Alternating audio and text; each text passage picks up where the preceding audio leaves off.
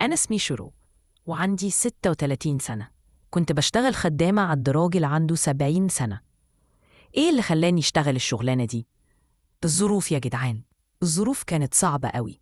أنا يمالك الراجل العجوز اللي بشتغل عنده كنا في الشقة بتاعته.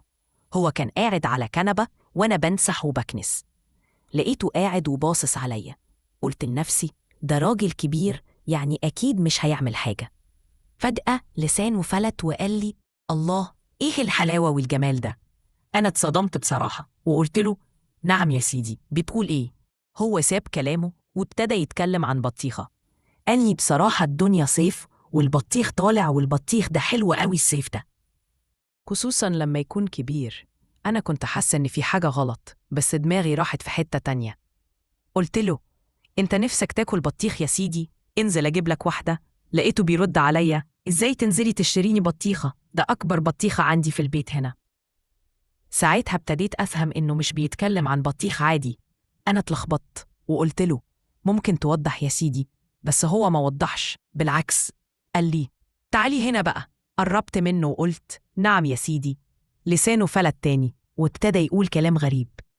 أنا طول عمري بيجيلي خدامات، بس عمره ما شفت واحدة في جمالك وحلاوتك. أنا بصراحة كنت محرجة. قلت له: ميرسي يا سيدي، ربنا يخليك، دي شهادة تعتز بيها. هو كمل كلامه وقال: البطيخ حلو قوي. هنا بقى أنا فهمت كل حاجة وزعلت جدا. معقولة راجل كبير كده يفكر بالطريقة دي؟ اللي حصل بعدها كان صدمة. قال لي: بصراحة نفسي أعيش لحظة جميلة قوي. بصيت له باستغراب وقلت: لحظة إيه يا سيدي؟ قال لي: أنا عايز أتجوزك، بس ما ينفعش عشان عندي أولاد ومراتي توفت. هتجوزك عرفي. أنا رديت بسرعة: اسمع كلامك في إيه يا سيدي؟ معقولة واحد زيك يتجوز واحدة زيية؟ مش ممكن.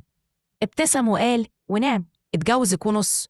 وبعدين كمل: بصراحة يا شروق، بعد ما مراتي توفت حسيت إني وحيد. أنا مش لاقي واحدة زيك أمورة كده اتجوزها. أنا حسيت إنه بيلعب بعقلي، بس كنت محتاجة الشغلانة. قلت له: يعني أنا حلوة يا سيدي؟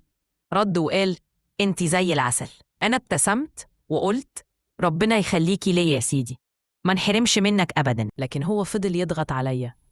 كان بيقول كلام معسول عشان يوصل لحاجة، وأنا كنت صامدة واقفة في وشه، لحد ما في يوم زودها جدا. قلت له: لو سمحت أنا مش هقبل مد الإيد.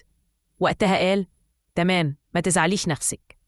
أنا بصراحة اتحملت كتير علشان لقمة العيش. كنت بشتغل عشان أختي الصغيرة. وفي الآخر لما لها إني صامدة وما رضتش بأي حاجة، اضطر إنه يتجوزني رسمي قدام كل الناس. الخاتمة، العبرة من القصة: الكرامة أغلى من أي فلوس أو راحة مؤقتة. مش كل فقير مستعد يبيع نفسه علشان لقمة عيشه. وانت عمرك ما تعرف ظروف الناس إيه. عاملهم باحترام وإنسانية مهما كانوا مين.